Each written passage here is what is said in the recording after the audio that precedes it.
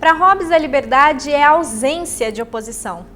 Cabe ao governo organizar a sociedade para que isso ocorra, ou seja, para garantir tal liberdade. Mas como garantir isso em uma sociedade onde o homem é o lobo do homem? Bom, mas se isso fosse uma verdade tão absoluta assim, o homem conseguiria viver em sociedade? O Estado é feito por indivíduos, portanto, ele representa, ou pelo menos deveria, representar a vontade do indivíduo. É aí que o problema nasce. Na mitologia bíblica, o Leviatã é um terrível monstro. É, na verdade, um símbolo da humanidade que se opõe a Deus. O que a humanidade parece não ter compreendido é que Deus virá para matar esse Leviatã. Está escrito em Isaías. O Leviatã é um grande monstro marítimo, porém, Deus é o mar. E quem conseguirá colocar barreiras para ele? No Hora da Coruja de hoje, vamos conversar sobre o Leviatã, filme russo que tem dado o que falar e que leva o nome do monstro bíblico e a obra do filósofo Hobbes. Boa noite, Paulo. Boa noite, Fran. Esse filme deu o que falar na Rússia, em todo o Ocidente, está concorrendo ao Oscar como um dos melhores filmes estrangeiros, já ganhou premiação por melhor filme estrangeiro em outras entidades que premiam o filme. E não é só o nome do filme que é extraordinário, Eu acho que todas as críticas que eu vi do filme, para quem não viu o filme, eu vou dar só um panorama geral, quer dizer, é a história de um sujeito que é um mecânico que mora num lugar que era um porto muito famoso, e o porto agora já não é mais um lugar famoso, pelo contrário, é um porto deteriorado. Uhum. E ele e a família dele moram lá desde 1920 e pouco. E agora se quer construir lá um resort. Então está se tentando empurrar o cara para fora. Isso numa vila russa. Então todo o filme se desenrola nessa luta para que ele quer ficar com a casa, ou no mínimo ele quer ficar com a casa. E o advogado que ele contratou quer pelo menos que ele receba o pelo dinheiro. menos que ele receba um dinheiro bom pela casa. E o advogado vai tentar lutar contra o poder instituído, o poder local instituído numa Rússia atual. Numa Rússia onde você tem o resquício de duas outras Rússias. O resquício da Rússia czarista, com a religião tendo voltado a imperar, que é o cristianismo ortodoxo, a igreja ortodoxa, e com o aparato burocrático de um Estado que se transformou num Estado capitalista, vindo de um Estado burocrático socialista, que por sua vez já vinha de um Estado burocrático imperial. Então, nessa luta contra esse poder constituído, ele, esse simples mecânico, se insurge contra este monstro, o Leviatã. E aí o filme se desenrola quase que numa mecânica, quase que automático. Uhum. As desgraças da vida do mecânico vão se manifestando como se você não tivesse mais controle, como se ninguém mais tivesse mais controle, como se fosse exatamente o poema do Leviatã na Bíblia, que não do Isaías, mas o do Jó. O do Jó, que é recitado no filme, quando ele vai perguntar para um padre de aldeia o porquê das desgraças dele. E esse poema, ele é um poema que mostra que o homem não deve acordar o Leviatã e não deve achar que o Leviatã, uma vez fustigado, vai poder ser caçado. E também não vai poder fazer acordos. O poema do Jó, não pense que o Leviatã pode ser caçado por você, não pense que o Leviatã pode fazer acordo com você. Na verdade, o Jó... E não pense também que o Leviatã tem alguma coisa que seja uma justiça dentro dele, que ele vai agir como um Deus cristão, que vai te parabenizar por tudo que você faz de bom. Ele não vai agir. Não é assim que o Leviatã age. Ele não vai agir nem por mal nem por bem, ele vai agir como um monstro, estabanadamente. E no estabanar, né, há aqueles que vão estar do lado de Deus, que podem enfrentar o Leviatã, e aqueles que não estão do lado de Deus, que é ele, né, sozinho, né, e que não podem enfrentar o Leviatã. E aí é que as desgraças vão acontecer, independentemente de qualquer parte. Vai se desenrolando o destino por conta do Leviatã, que não é o Estado. A metáfora do Leviatã no filme não é o Estado. O Estado faz parte do Leviatã.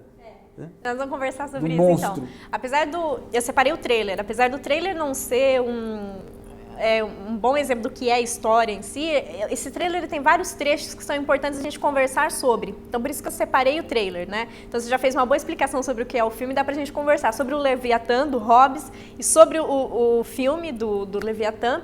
Então, vamos dar uma olhadinha no trailer primeiro, pra gente conversar depois.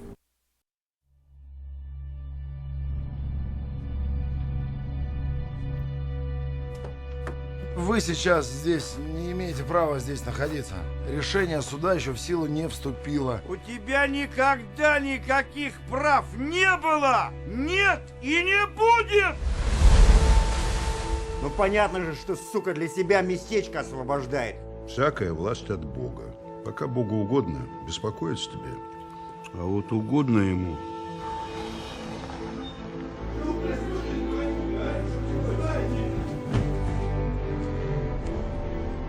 Я же вам объясняю, прокурора нет на месте, а я не уполномочена. Натика, полистайте. Ну, а если я не буду читать вот это, тогда что? Я-то думал, что в этом городе для тебя ничего невозможного нет. Я хочу, чтобы Николай остался при своем. Люблю тебя. Я знаю. Не отстрелялись, у меня мишени поинтереснее. А из нынешних кого нет? Мало исторического зазора.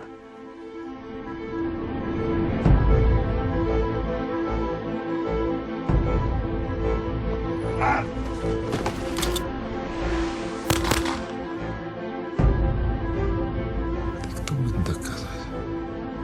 Ты в Бога веришь?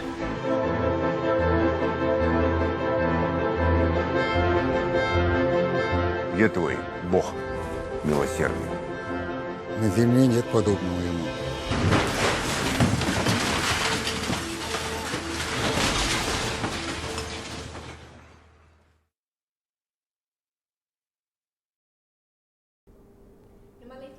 Simples, Paulo, e foi o grande impacto que ele causou, e todas as críticas que eu vi sobre o filme, todos os políticos que se manifestaram sobre, os políticos russos e tudo mais. Os políticos russos estão putos com o filme, né? Os políticos russos estão putos com o filme por questões óbvias, né?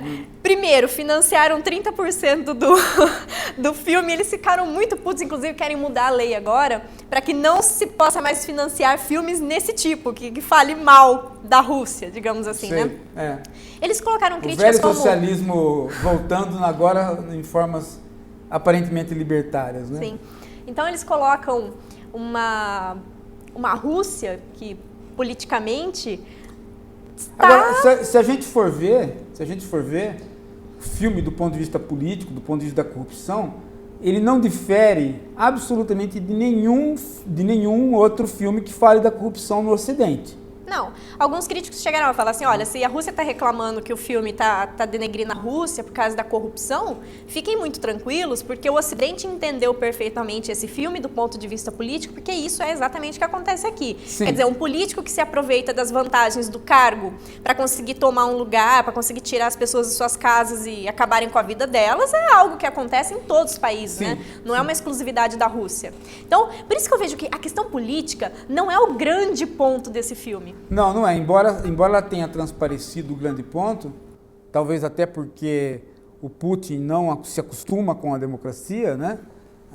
O Putin e boa parte do povo russo não se acostuma com a democracia, eles têm uma tradição de duas longas tradições não democráticas, né? Quer dizer, o tempo do czarismo, onde a democracia era uma democracia muito circunscrita, e depois todo o tempo do socialismo, onde democracia nenhuma existiu.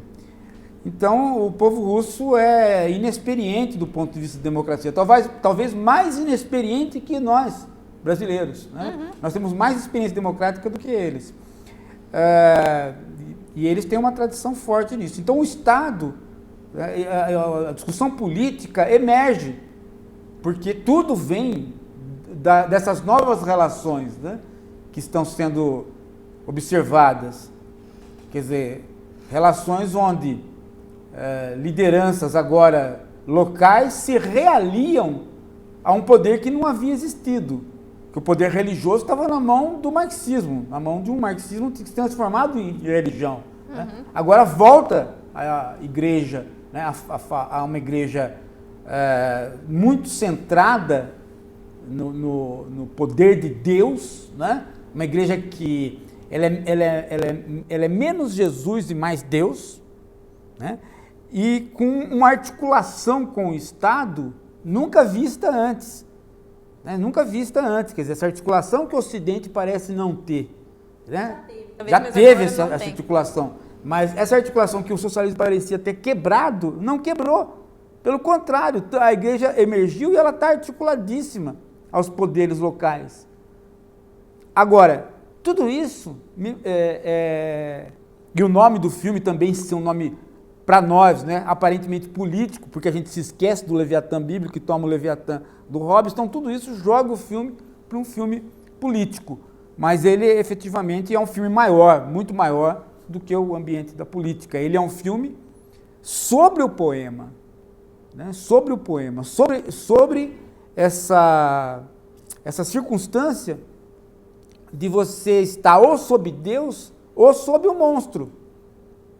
O filme é sobre e são, na verdade, se você tem dois grandes monstros, né? Porque nem Deus, né, vai fazer o que você quer, e também não por merecimento, nem o Leviatã, o monstro que você fustiga, vai fazer coisas por merecimento. Quer dizer, é um embate entre o Leviatã e Deus, como se nós não existíssemos. E como se as rabanadas e as pancadas dessa luta titânica nos atingissem. Né? Uma luta, por isso que eu gostei uma luta de titãs. Mas por isso que eu gostei do trecho do Isaías, porque fala sobre essa luta de titãs. Ou seja, nós humanos estamos temendo tanto ao Leviatã, que é o monstro, que o Leviatã ele tem uma origem, ele tem várias origens míticas, celta, inclusive, de várias épocas. Ele aparece como monstro marinho, né, como demônio, quer dizer, ele fica representado como símbolo, sendo o símbolo do mal, a representação do mal na Terra. Ele é um monstro marítimo. Ele é um monstro marítimo, esse que demônio. No caso do filme, a metáfora é que o local é cercado de baleias. Né? O local é cercado de baleias. Então, assim, algo muito grandioso, né, que mora no mar, muito grandioso, qual a gente não tem controle sobre. Então, com isso que você falou, sobre dar rabanadas, e a gente está à mercê de tomar as rabanadas desse monstro e não saber o que fazer com isso. Ninguém pode caçar uma baleia daquele tamanho. Não há possibilidade de você caçar uma baleia daquele tamanho e ser bem sucedido. O poema do Jó é sobre isso, né? Ele fala, como que você quer caçar o Leviatã? Não um anzol? Você vai jogar um anzol para pegar o Leviatã, né? Então, eu estava falando sobre essa briga de titãs, porque também não há um acordo. O Isaías fala sobre essa briga de titãs. Assim, veja, humano, quanto você é um nada. Porque enquanto você está com medo do Leviatã, né, você pode falar como Jó, você está pensando o quê? Que você vai caçar o Leviatã com o anzol, mas ao mesmo tempo Deus é o mar. Então ali é outra grandeza absurda. É outra grandeza do qual não se controla, né? Então você, humano, pode o quê? Você pode assistir a isso e tá à mercê das coisas que vão acontecer, né? Tá à mercê do mar, das atitudes do mar, e da mercê do Leviatã, do monstro. O filme tem dois momentos que ele mostra essa simbologia do Leviatã enquanto monstro marítimo, que uma é aquele esqueleto gigantesco na praia, um esqueleto de uma baleia que provavelmente ficou encalhada na praia. Não cheguei a ver, Paulo, se isso existe, se está ali mesmo de forma real, ou se foi colocada. Mas é interessante que o menino no filme, quando ele tem alguns problemas, ele vai até aquele lugar, né? Ficar próximo daquele esqueleto gigantesco de uma baleia que ficou ali encalhada, né? E um segundo momento, quando a moça está pensando que é a esposa desse mecânico do filme, quando ela está pensando na questão do suicídio, ela vê a baleia. Quer dizer, o Leviatã está passando sobre ela. Em ambos os casos tem terríveis consequências para o desenrolar do filme. Tem terríveis consequências do desenrolar do filme. Quer dizer, quando aparece a imagem do Leviatã para mostrar que eles haviam desencadeado, as coisas foram acontecendo de uma tal maneira que as forças cósmicas, digamos assim, as forças entre o monstro e Deus despertaram. Ou já estavam despertas. Ou já estavam despertas, quer dizer, exatamente. o grande problema é que o grande problema é que em determinado momento, a hora que começa a acontecer as desgraças, ele quer uma explicação do porquê que a vida dele começou a entrar numa desgraça. Porquê que o Estado, a justiça não funciona, por que a tentativa o advogado dele subornar, chantagear o político também não funciona. É interessante ver como que ele tenta fazer o... Ele quer uma explicação racional, por que eu fui abandonado por Deus? E interessante que ele é abandonado pelos dois lados, né? Ele é abandonado pelo Leviatã nos dois sentidos, no sentido político e no sentido de Deus. Como o Estado o abandona, Deus o abandona, por quê? Porque ninguém está interessado nos homens. Porque ninguém está interessado nos homens. Não tem ninguém ali, os homens, todos eles, são joguetes dessa grande luta. Eu adoro literatura russa, né? Primeiro que eu vejo que o Ocidente, eu digo que a gente tentou fazer uma leitura mais política do filme, porque o Ocidente, ele espera um filme mais hollywoodiano, digamos, quer dizer, tem que ter um tema, né? Qual que é o tema do filme? O tema do filme é a política, então vamos discutir sobre política, sobre as desgraças do filme, mas a literatura russa, ela sempre foge desses clichês da literatura e do cinema do qual a gente está acostumado, né? É um banho de emoções, é um banho de coisas acontecendo, de discussões ao mesmo tempo, de acaso, uma mistura com Deus e com o mítico e com o racional, que é impossível a gente, acho que como ocidental, conseguir minimamente entender. É algo complicado de se entender. A grande cena desse filme, do qual eu diria que tem a questão do Leviatã do Hobbes, é quando a sentença está sendo lida. Então ele vai até a justiça duas vezes, né, no filme. Uma vez quando ele é julgado e a primeira vez quando ele está para perder a casa dele, quando ele recorre da decisão de tirar a casa dele. É engraçado, enquanto ocidental, enquanto não entendemos a língua russa, ver como que a justiça é aplicado. A justiça é aplicada de que forma? Todo mundo em pé, numa pequena sala, e uma mulher que é a juíza, lendo todo o processo em russo. Isso já diz tudo. O que a gente no Ocidente, quando quer dizer que não está entendendo alguma coisa, é que está falando em russo, né? Tá russa a coisa. Só que ela lê de forma rápida, assim. Ela lê todo o processo. Ela lê todo o processo, sem pontuação, sem respirar. Ela tem pequenos respiros, ela fala assim... E muito tempo do filme é, entre aspas, perdido com isso. Porque fica aquela sensação de que... É porque você tem que ter a sensação... da pequenez que você está diante de três juízas corruptas. Exatamente. Né? As três são mulheres corruptas, né? Elas vão fazer justiça absolutamente nenhuma, está tudo comprado, tanto na primeira vez já estava tudo quanto comprado. na segunda vez, tanto quando julga a casa, quanto quando julga ele próprio, né? Está tudo comprado, está tudo decidido, mas elas também não estão fazendo a vontade delas. Elas estão fazendo a vontade do político que as corrompeu. Né? Mas o político também não está fazendo a vontade dele, né? Porque ele não sabia o que fazer. Ele só toma uma decisão de enfrentar o cara quando ele vai procurar o bispo e o bispo diz para ele enfrentar com força, mostrando força. Né? Ou seja, o bispo diz para ele o que é que Deus quer. Ele pergunta, né? Será que Deus quer que eu vença? Ele falou assim, depende. Né? Eu aqui no meu lado, eu tenho poder porque eu mostro força. Você do seu lado, você tem poder se você mostrar sua força. Mostre sua força. Né? Quer dizer, no fundo, o que o padre, o bispo da Igreja Ortodoxa está dizendo é que não há nenhuma possibilidade de você exercer a sua vontade, né, como homem. Não. O que há é você participar do jogo de forças. Então está o Leviatã aqui, tá Deus aqui, eles estão brigando, se você tiver mecanismos de força, você tem que acioná-los, esses mecanismos de força. Não são mecanismos de participação direta, como a gente tem no Ocidente. Que é para quê? Para você não ser engolido nem pelo mar e nem pelo Leviatã.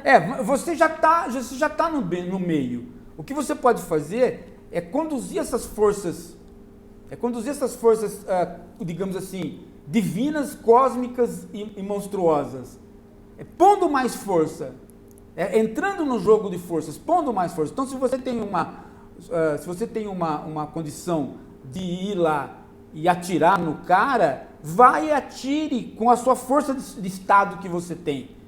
Mas não entre você no jogo de querer pôr a sua vontade. Né? Porque na religião ocidental, na igreja ocidental, tem muito a ideia da vontade do homem, da participação do homem. Quer dizer, o homem muda o destino. O homem muda o destino porque ele é o responsável pelo pecado e pelo não pecado. Uhum. A igreja ortodoxa está dentro desse cânone, idêntico. Só que ela dá muito mais poder, né, para as forças de Deus. Digamos que as forças cósmicas que estão envolvidas. Ela dá um pouco mais de atenção para esse Deus do Antigo Testamento. Olha, ela dá mais atenção para o Deus do Antigo Testamento porque ela dá mais atenção para esta ideia do divino como alguma coisa que está além dos homens. Enquanto que na igreja ocidental você tem uma participação muito grande dos homens. Uhum. Né? Você tem uma tendência à observação de participação das pessoas, como indivíduos e como grupos, decidindo coisas, né, junto com o plano divino. Sim. Enquanto que na igreja ortodoxa você tem o contrário. Né? Você tem o plano divino estabelecido não como uma coisa que tem que acontecer, não, como um conjunto de forças que não tem destino, né? Mas que a tua intervenção como homem é muito pequena, a não ser que você seja um elemento de empurrar e rechaçar forças, daquelas forças que já estão em jogo, e não a sua força, entendeu? Sabe o que é interessante? Quando o bispo e o prefeito vão ter uma conversa e o prefeito está tentando se aconselhar com o bispo para saber se ele deve tomar alguma posição ou não sobre uma ameaça que lhe foi feita, né? Ele é o prefeito é um cara extremamente corrupto. Aí é uma dessas corrupções, na verdade... O advogado está tentando subornar ele. O advogado vem da capital e tenta subornar ele para que a casa seja devolvida para o mecânico, né? Então, quer dizer, tentando fazer com que a lei tenta fazer com que a lei funcione de outra forma, porque a casa não pode mais ser devolvida, né? Por questões legais não vai mais se resolver o problema. Então ele tenta por fora chantagear o prefeito para que ele pelo menos pague o valor da casa. E quando ele vai se aconselhar com o bispo fala assim: você tem fé, né? Você acredita em Deus? Você tem fé? E o tempo todo isso é perguntado para as pessoas no filme, né? Perguntam isso para o advogado, a esposa chega a perguntar para o marido. Por quê? Porque o bispo fala para ele: basta a fé, porque Deus já escolheu o que ele tinha para escolher. Sim. Fique tranquilo. Aí ele fala assim: Deus já escolheu? O prefeito fala: tá bom, mas me fala uma coisa, pelo amor de Deus, ele me escolheu? Ele escolheu. Porque essa é a grande questão.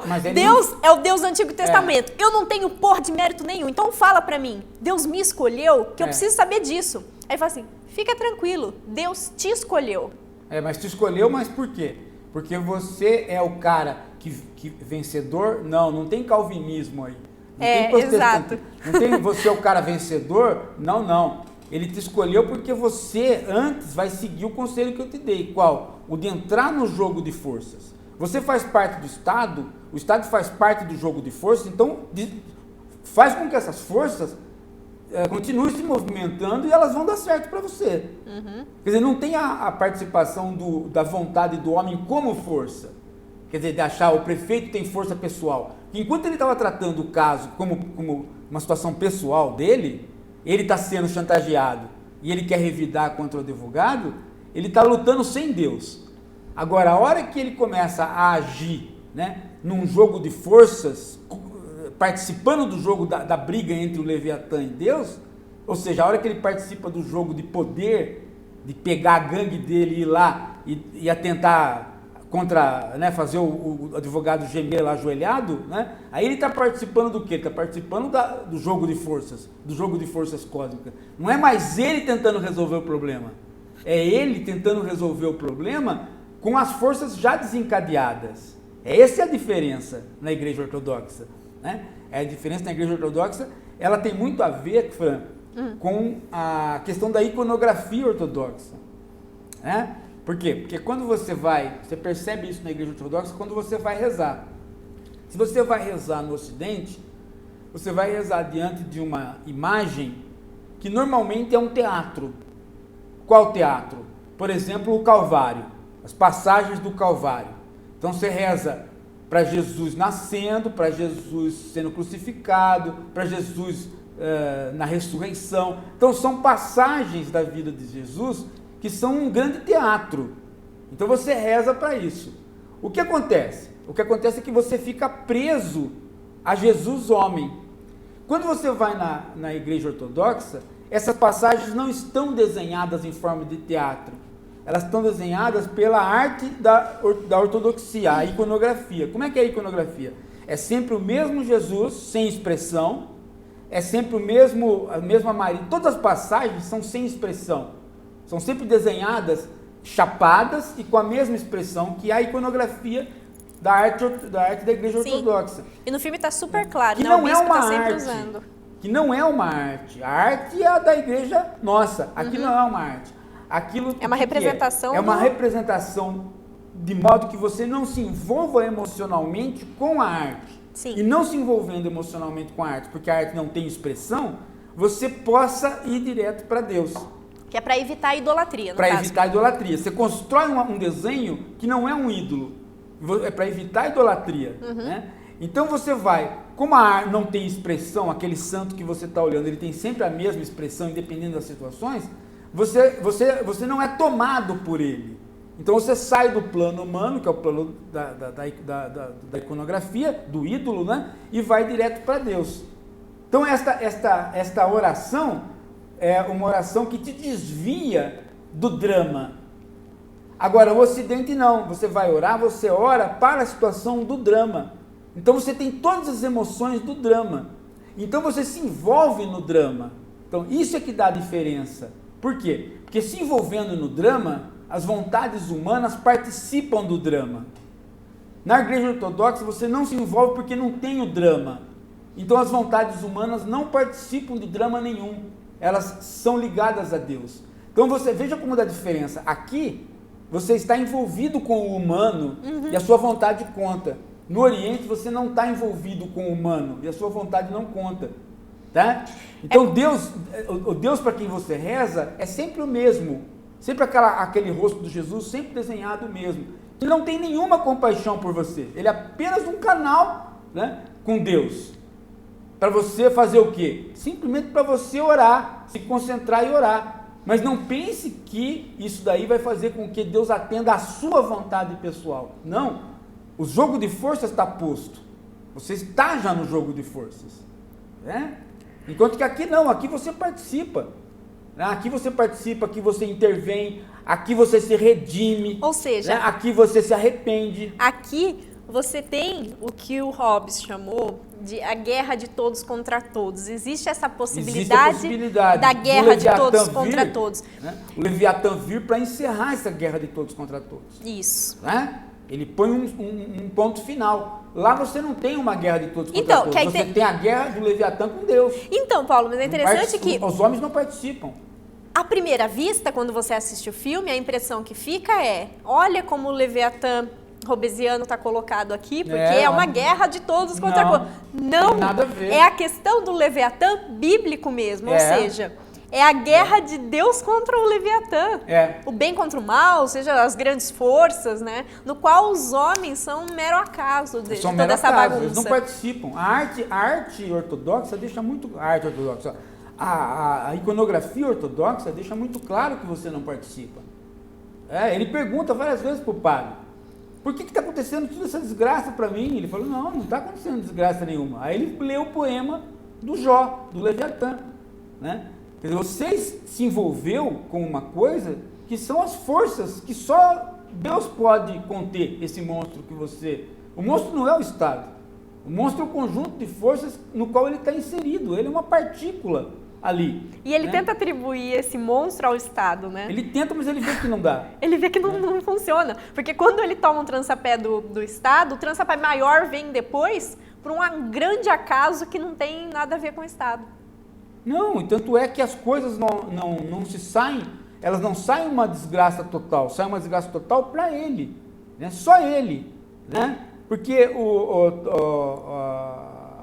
no final, né, o filho dele, que vai ficar sozinho, é acolhido por uma família. Então, as forças, elas não se desenvolvem boas ou más, elas apenas se desenvolvem.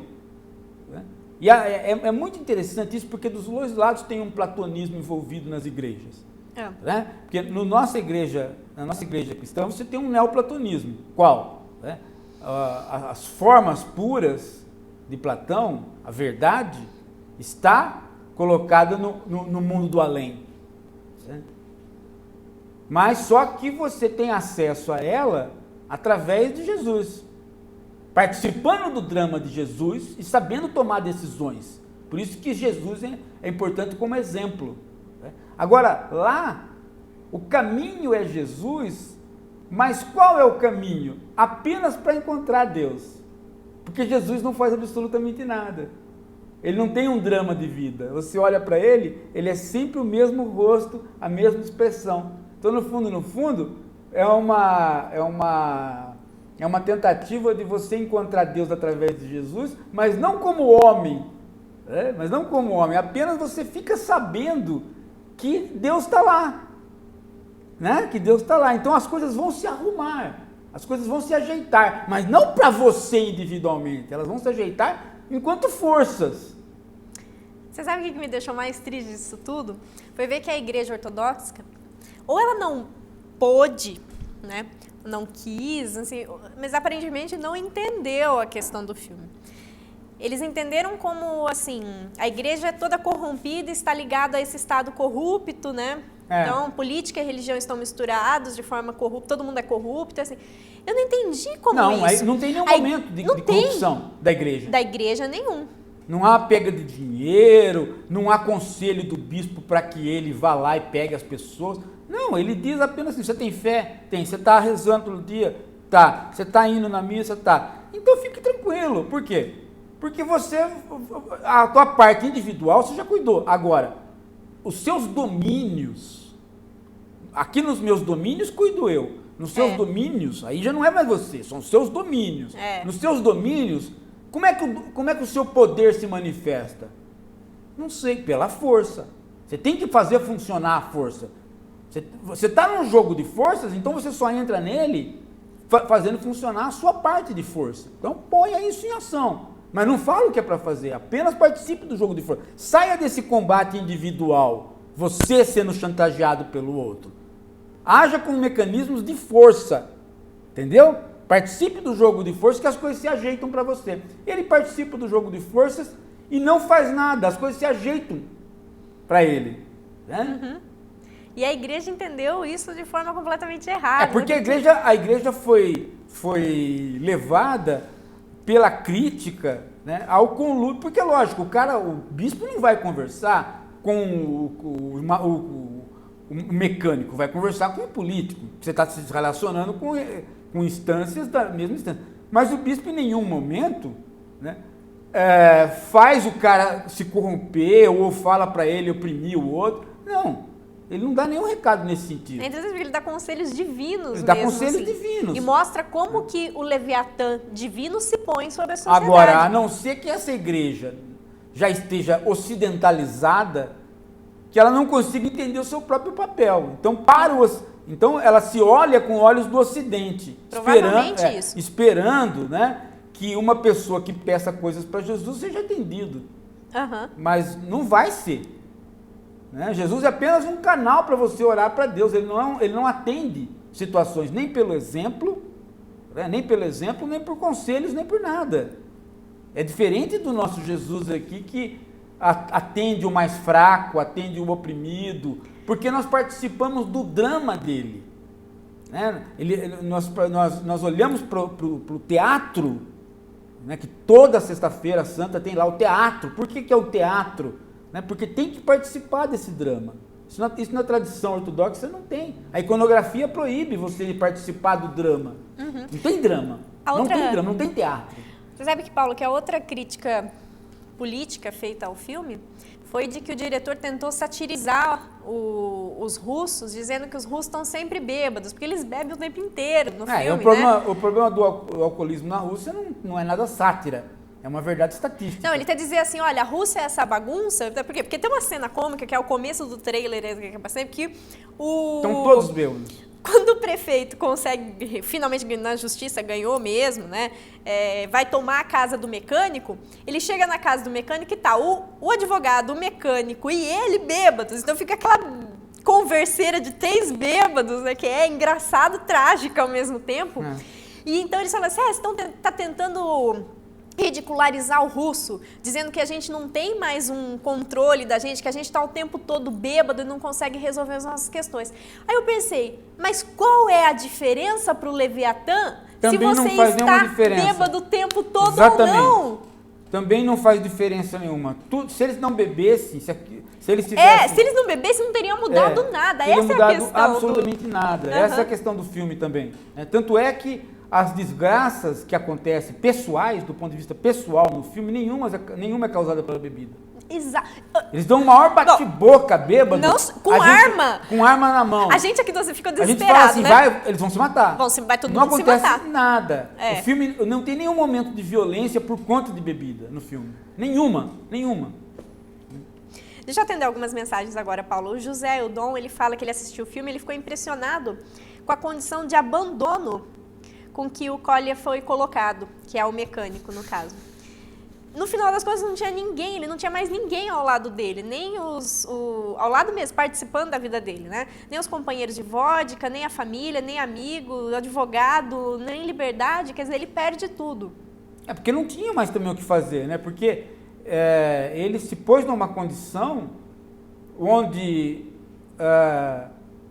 o que restou para ele, tudo apontava para ele como sendo assassino ao final, né? Porque é assim, né, que as coisas se passam. É assim que as coisas se passam.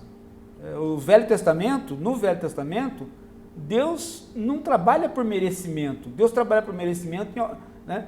Deus não trabalha por merecimento no Velho Testamento, e isso tem muito na Igreja Ortodoxa, em pouquíssimos momentos.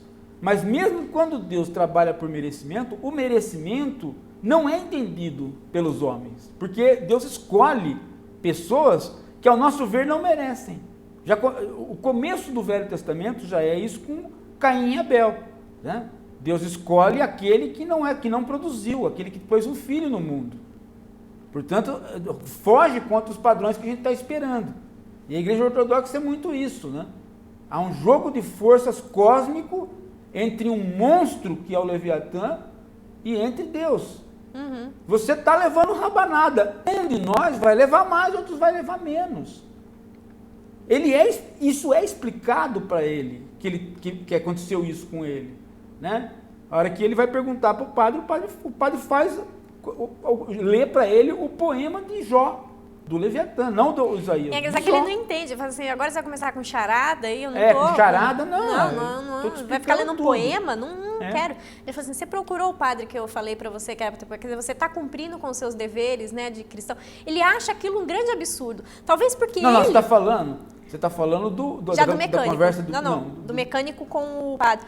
Mas talvez porque ele já seja aquele homem que acha que está fora desse domínio do Leviatã divino.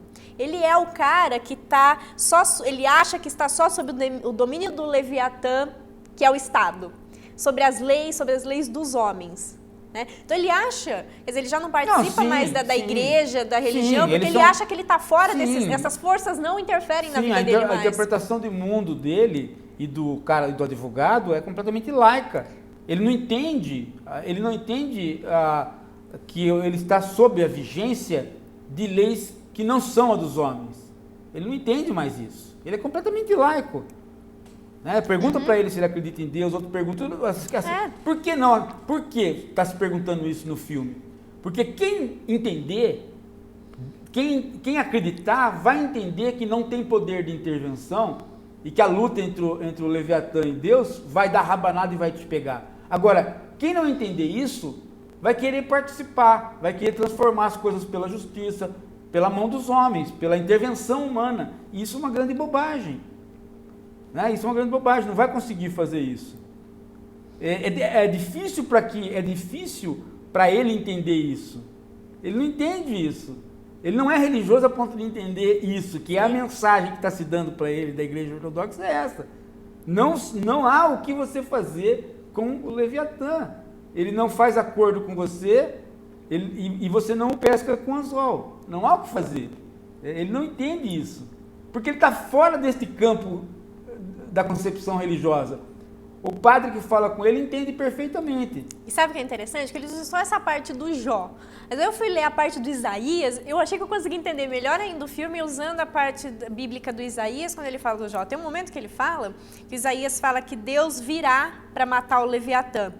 Aí ele fala assim, você que acredita em Deus, que é o fiel de Deus, Deus o resguardará de qualquer dano. Sim. Então o Leviatã não vai te atingir se você for um temente a Deus. E aí no filme é exatamente isso. O Leviatã o atinge porque ele não é um temente a Deus. Exatamente. O Ele Leviatã não está atinge. resguardado por Deus. Ele O não tá. político está resguardado por Deus. O político está. Ele não estava. O político vai na igreja, tem a fé, né? E fez o que é correto. Fez o que é correto. Participou do jogo de forças. Mas realmente, né, o político está, né, resguardado pelo mundo religioso e Deus faz com que as coisas aconteçam para ele, né, de modo que as rabanadas do Leviatã não o peguem, quase o pega, né, mas vão pegar o outro que não participa desse mundo religioso. Né? É como se o filme é como se fosse assim, é como se para quem acredita vale.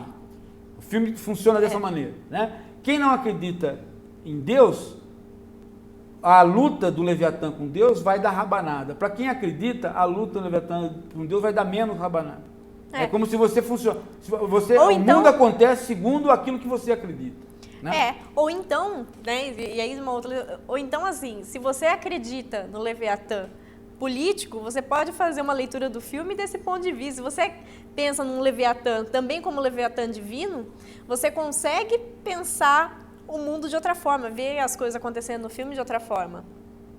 Sabe que o Leviatã, ele tira o homem... É que se você lê o filme só do ponto de vista político, você empobrece, porque aí foi o que a crítica fez, né? Foi o que a crítica fez, você empobrece. Porque, na verdade, o Estado ali, o Leviatã como Estado, né, ele é uma mera peça. O Leviatã realmente é o Leviatã bíblico. Mas eu até entendo, Paulo, por que eles fazem, né, esse tipo de leitura.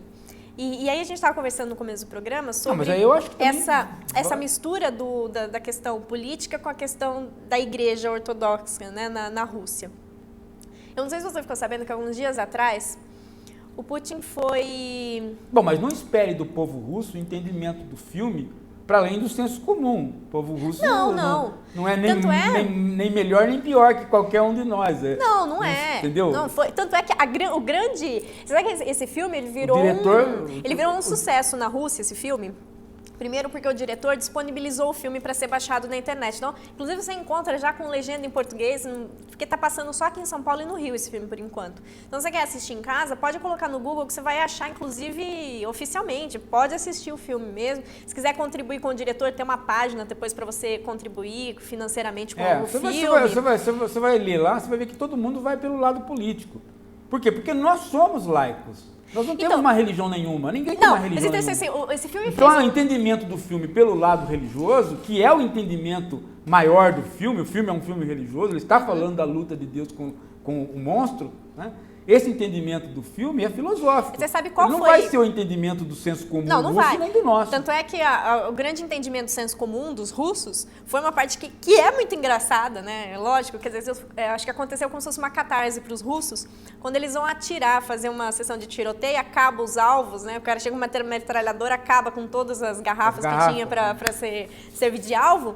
Mas ele aparece com uns posters com vários políticos que já passaram pela Rússia, né? E um dos amigos pergunta, pô, mas não tem nada mais, né? Atual, tipo, você não tem um Putin aí pra gente dar uns tiros? Eu falo assim, não. Vamos deixar a história fazer seu trabalho. Isso aí dá uma dimensão histórica. Vamos pegar uma dimensão Quer dizer, mais o que histórica. o russo, né, médio gostou? Ele gostou mesmo dele, Sim. todo mundo tá bêbado, tá armado e ir lá atirar no rosto dos políticos, que eles estão cansados desse monte de problema da Rússia, né? É a mesma coisa que a gente. Você faz eu faço um artigo no blog falando de Deus de um ponto de vista filosófico, tem 2 ou 3 comentários. Agora eu faço um artigo, eu ponho uma foto de Jesus com uma moça pelada, tem 2.000 comentários. Se eu falo de uma questão de filosofia política, tem 2 ou 3 comentários. Agora, se eu falo da política da Dilma, tem 10.000 comentários. Quer dizer, o senso comum chafurda ali no imediato. Então, o povo russo pegou o filme, aquele baita filme artístico e que está pondo em questão a religiosidade da Igreja Ortodoxa, né, e a concepção de Deus que está ali. O senso comum vai falar do Putin, ali, do político. Lógico. O senso comum é o senso comum. Mas você sabe, Né? Paulo, Nós temos o nosso papel num programa de filosofia é não tentar deixar esse senso comum nos ganhar. Eu achei que o grande exemplo de que existe uma mistura grande aí entre o Estado e a religião ortodoxa na Rússia foi pelo fato que esses dias atrás o Putin foi visitar um desses santuários que resgata animais para fazer tratamento e tudo mais, uns leopardos. Então, quando ele chegou, tinha cheio de jornalistas no local para ver o que o Putin ia fazer, e um dos leopardos atacou esses jornalistas, mordeu um jornalista e atacou. E aí os relatos foram de que o Putin foi se aproximando do animal só com o olhar bem fixo assim no animal, né? Eu fico imaginando a cena, né? Que coisa fantástica. Ele foi se aproximando do animal e começou a amansar o animal só com o olhar. Aí quando ele chegou bem próximo, ele começou a acariciar o animal e ele conseguiu fazer com que o animal, só com esse olhar e com esse toque dele, parasse de atacar os jornalistas e obedecessem ao presidente. Que misticismo maior, que mistura maior de que, de certa forma, ele ainda é o czar, quer dizer, ele ainda é o poder maior que representa Deus e representa o Estado. Né? Mas ele está fazendo aquilo que o bispo da Igreja Ortodoxa falou para o político fazer. Nos seus domínios, não participe você, participe o jogo, a força. Como é que você controla o seu domínio? Você, com a sua vontade, não vai controlar. Agora, se você desencadear as forças do seu domínio, aí você controla. Então, o Putin não está desencadeando forças da pessoa Putin. Ele está desencadeando forças da natureza que ele canaliza para controlar o animal. Entendeu? Ele tem um contato com a natureza. São forças da natureza que ele está canalizando. Né? Ele pode até forjar uma situação dessa, né? Injeta lá no animal qualquer coisa, prepara o animal para ele poder fazer essas cenas. Né? Veja que ele se deixa fotografar a cavalo sem camisa. Sim. Né? Nenhum presidente faria isso. Né? Ele se deixa fotografar a cavalo sem camisa. Né? E sempre muito peitudo. E não foi a musculoso. primeira vez. Já falam de uma vez que ele foi fazer um voo de asa delta, num lugar onde não gostam de fazer um voo de asa delta, porque tem muita cegonha, e as cegonhas podem atrapalhar esse voo. Elas acabam entrando na asa delta e pode ocorrer um acidente, né? Dizem que quando ele foi fazer esse voo, teve assim uma combinação cósmica dessas cegonhas, do qual elas participaram desse fluxo, desse voo sem atrapalhar. Apenas assim, ajudando com o vento, participando desse momento que o Putin pôde desfrutar da sua liberdade. Uma representação ótima do que o filme fala sobre essas forças dos poderes. Você vê, exatamente, a vontade do Putin está colocada ali? Não, por quê? Porque a vontade do Putin seria exercida ou com a pessoa do Putin, né? Ou com o Putin fazendo política. Mas ali ele não está. Ali ele está participando de forças cósmicas, forças da natureza, ele e as cegonhas. Ele entra nas forças da natureza e elas colaboram com ele. Entendeu como isso é diferente? Isso é participar da mentalidade do Deus da Igreja Ortodoxa. Um Deus que está dentro de um conjunto de forças. Isso é entrar no conjunto de forças. E não você entrar pela via que nós entramos. A via que nós entramos é a via do arrependimento, a via da participação, a via são tudo decisões nossas pessoais, comezinhas, por exemplo, ser caridoso, ser bondoso, seguir o exemplo de Jesus, são coisinhas miúdas nossas. Paulo, e inclusive não pós-morte, é inclusive pós-morte, né? Que é aquela coisa de você rezar pela alma. Rezar pela alma, né? Lá não, lá você tem uma naturalização da participação de Deus, e aí você entra nesse jogo de forças junto, né? Não é a figura Putin. A figura Putin volta lá para o parlamento e põe terno. Essa figura representa pouco. Agora, a hora que o Putin ele participa desse jogo de forças da natureza, aí é outra conversa. Aí sim ele está participando da concepção religiosa ortodoxa. E aí sim ele conquista o povo russo, o camponês russo, né? Aí ele participa do povo russo. Que esse povo russo, conforme aqui o César estava perguntando, ele tá imbuído dessa questão do misticismo misturado com uma religiosidade, né? Nós também, só que há um Nós misticismo também, da diferente. mesma forma, só são misticismos diferentes, sem dúvida. Nosso misticismo é de participação individual, pessoal. Eu digo assim, As então pessoas pedem coisas para elas. Elas vão na igreja e elas pedem ficar ricas, ou sarar de uma doença, ou ter um carro, ou pagar o aluguel, elas pedem coisas para elas. Isso é impossível na igreja ortodoxa. Por quê? Porque nem o político que tinha poder, nem ele pedem coisas. O bispo deixa bem claro, né? Faça as forças funcionar. Mas não estão essas forças. Você tem que olhar para o mundo e perceber que está tendo essa batalha entre o Leviatã e Deus, e ver onde é que você participa dessas forças que já estão postas. Esse é o truque. É completamente diferente de você, com atitudes individuais, querer entrar na jogada. O Hobbes fala do Leviatã como o homem tem um estado, ele está numa natureza selvagem. O Leviatã, você faz um contrato no qual você sai dessa natureza selvagem e vai participar da sociedade. Da sociedade no qual esse contrato, diferentemente do contrato lockeano, no qual você participa como indivíduo com direitos, você abdica desse... Você abdica da sua vontade e o soberano fica com a vontade única, de modo que ele distribui, né, não direitos, ele distribui proteção. O Estado é um Estado protetor de você contra você mesmo e de você contra os outros. Né? Então é um caminho onde a questão dos direitos vale menos. O caminho lockeano do Estado liberal é uma questão onde o Estado não só protege você, mas ele também lhe dá direitos. Então a sua vontade continua se manifestando a todo momento. Essa é a diferença dos dois estados chamados burgueses. Então não é interessante a gente falar, Paulo, fazer esse paralelo com o Leviatã bíblico? Que é esse monstro que te tira desse estado selvagem. Tira você do estado selvagem, mas depois quem controla as forças é ele. Então, não é a sua vontade, a sua participação que é colocada como é na nossa religião católica, por exemplo. Ele não tem o Leviatã, o Estado Leviatã, ele não vem para te oprimir.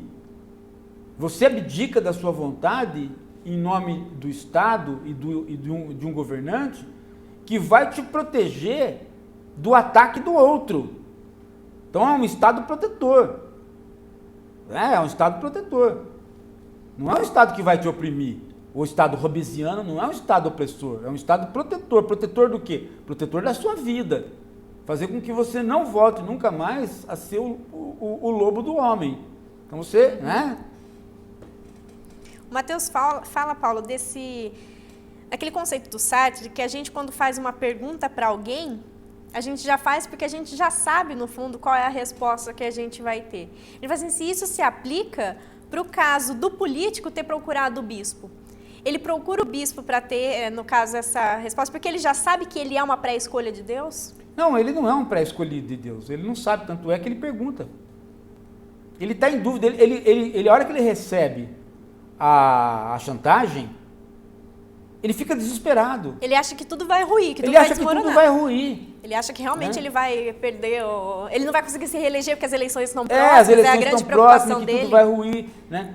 Só que a hora que ele vai consultar o bispo ortodoxo, o bispo ortodoxo fala, você está rezando? Estou. Você está cumprindo seus deveres para com Deus? Estou. Você tem fé em Deus? Tenho. Então, pronto. Então, do ponto de vista das suas dívidas com um dos contendores da luta, Com um dos leviatãs? um dos leviatãs, quer dizer, Deus e o leviatã, um dos contendores da luta cósmica, você está quite. Está quite com ele. Então, você não deve nada. Então, qual é o outro passo? Aí ele fala. É interessante, né, Paulo? Porque o outro passo, o que ele faz? Ele chama, antes disso, ele chama o quê? Ele chama a equipe dele, que é completamente imbecil, imprestável, como em qualquer outro político que a gente vê que as equipes desses políticos são péssimas. A equipe dele não consegue resolver o problema para ele, né? Estão lá entediados, assim, bom, o que aconteceu? Ele te ameaçou do quê? De coisas que são verdade? De coisas que a gente sabe que aconteceu. Vamos ver de onde vem isso. Vem de um tal advogado que é presidente lá da ordem em Moscou. Esse cara aí tá falando só por ouvir ou ele realmente, ele sabe, ele tem prova. Como que a gente vai reagir com isso? Como que a gente vai lutar contra esse cara? Quer dizer, o que a gente pode fazer? E eles estão lá sem saber como fazer nada, eles estão lá sem reagir. Aí ele vai procurar o bispo. Mas ele dá ele começa uma investigação sobre o advogado. Né? Ele vai procurar o bispo. O segundo passo que o bispo dá, você está quite com Deus? Tô. O segundo passo qual é? Né? Então, aí o bispo dá o melhor conselho, digamos assim, até dos humanos, é o bispo que dá, e não essa turma política que ele tem, esse grupo político dele. E o conselho dele, que é o segundo passo, é dizer para ele que ele não pode agir individualmente. Se ele está quite com Deus, ele está já nesse jogo de forças da luta. Então é só no seu domínio manifeste a sua força, porque no meu domínio manifesto eu a minha força. Eu não vou manifestar a minha força no seu domínio. Eu não vou tomar uma atitude aqui no domínio religioso para te ajudar lá. Você no seu domínio tem que tomar atitude de força lá. O que está em jogo aí, Fran, é uma noção aristotélica de ato e potência. De ato e potência. Quer dizer, você tem potência, mas você até agora não desencadeou as forças para virar ato. Então, para você saber como é que você sabe, como é que as pessoas sabem que você está no poder? Não adianta você ficar no poder substantivo. Poder substantivo, poder substantivo. Não, poder tem que ser poder verbo, tem que ser poder fazer. Então, tem que ter alguma ação. Tem que ter ação. Então, essa ação são as forças, tem que desencadear as forças do poder. Desencadeia as forças do poder que elas vão agir naturalmente do seu lado. E foi o que aconteceu. A hora que ele pôs, né, as forças do poder contra os caras, as coisas começaram a acontecer a favor dele. Foi isso que ele fez. Né? Sem precisar de muito, né?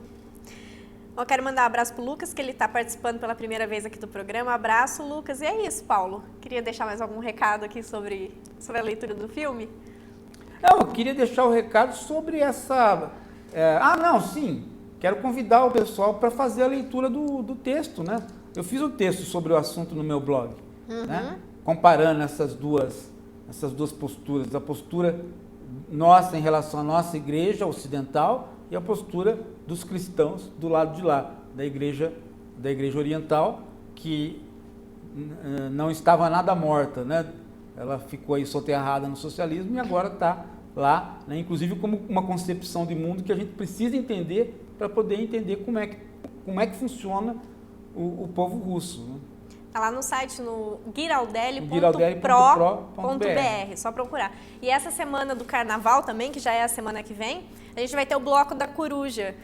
Que na verdade é um retiro filosófico que a gente faz lá no Cefa, que é o nosso Centro de Estudos em Filosofia Americana, onde a gente fica uma semana inteira estudando filosofia, só dançando vestido de Sócrates, de Platão. E se quem quiser participar, quem quiser saber um pouco mais de detalhes sobre sobre esse curso, que é totalmente gratuito, deixar bem claro aqui, pode procurar a gente pelo Facebook. Eu sou Franciele Chiesa, ou procuro o Paulo Nós Graudelli. estamos fazendo a leitura do Peter Sloterdijk. Peter Sloterdijk, com alemão, que a gente já começou a fazer a leitura dele, mas dá Esse é o tempo te- de acompanhar aí a leitura e participar do nosso encontro, tá bom, gente? Então, muito obrigada e até a semana que vem.